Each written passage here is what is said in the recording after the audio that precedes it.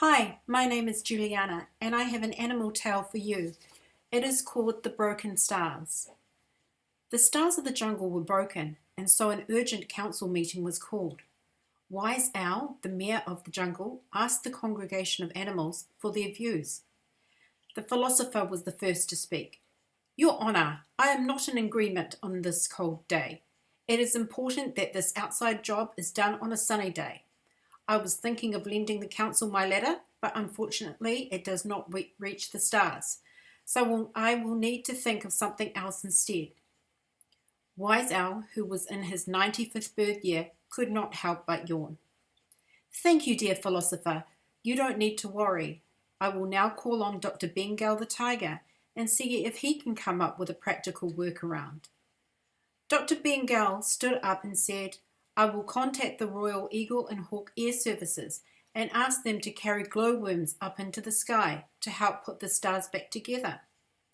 I think this is a magnificent idea and I would like to help, Savvy Lion, the practice nurse, said. My colleagues and I could stitch the stars back together. Over the next couple of days, the Jaguar boys and Python were busy mapping out the layout and the coordinates of the stars.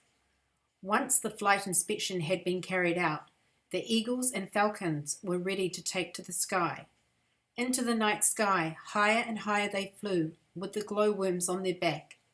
The glowworms began to spin their golden silk, and the nurses were able to cast stitches and put the stars back together again. It should be mentioned that on takeoff, the philosopher and the hyenas had foolishly stood behind the eagles. While they were taking off, they were holding on to the fence, waiting for the effect of the jet blast. That very night, after the mission had been completed, the stars appeared to shine even brighter than before. The animals gathered on the beach and stood around a bonfire, singing Jungle Book songs. The end. I hope you enjoyed this fanciful animal tale. Thank you. See you next time.